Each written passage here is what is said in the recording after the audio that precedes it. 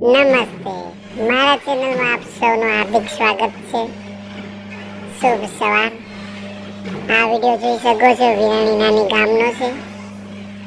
આઠમની રાતે એટલે કાનુડાની આવવાના એટલે કાનુડાના પધારવાના હેતે અને ઉત્સાહે આ ગામ ઝૂમી ઉઠ્યું છે. વિરાણી નાની ગઢશીશા, તાલુકો માંડવી, જિલ્લો કચ્છ. તમે જોઈ શકો છો કે આ વરસાદી મોસમ હોવા છતાં પણ પાટીદાર સમાજની એકતા, એકરૂપતા અને સંગઠન તમારી નજર સામે જોઈ શકો છો. પાટીદાર સમાજવાડીમાં સાતમ આઠમનો કાર્યક્રમ ઉજવાયો. આપી નાની બહેનો, મોટી બહેનો, માતાઓ, દીકરીઓ બધાએ સાતમ આઠમ રમી રહ્યા છે. આઠમની રાતે વચ્ચે વચ્ચે તમે ઢોલનો અવાજ સાંભળી શકો છો. આપણી જૂની પરંપરા અત્યાર સુધી હજી જાળવી રાખી છે પાટીદાર સમાજે, એ આપ સૌ જોઈ શકો છો. નાની નાની બાળાઓ પણ અહીંયા રમવા માટે ઉત્સાહિત થઈ છે. આપણી સામે જોઈ શકો છો મોટી માતાઓ છે, દાદીઓ પણ સાથે રમે છે.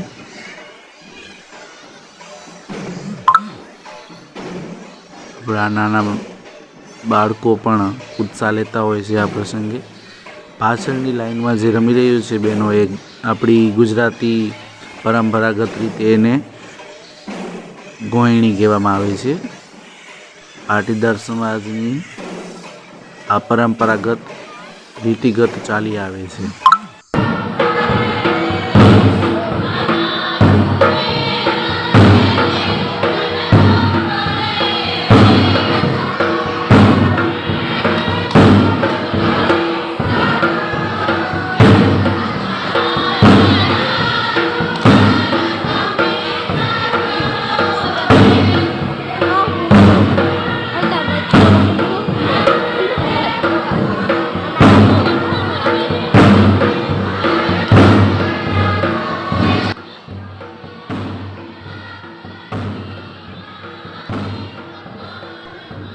આ પરંપરા જૂનાગઢથી આવી રહી છે, તમે નિહાળી શકો છો.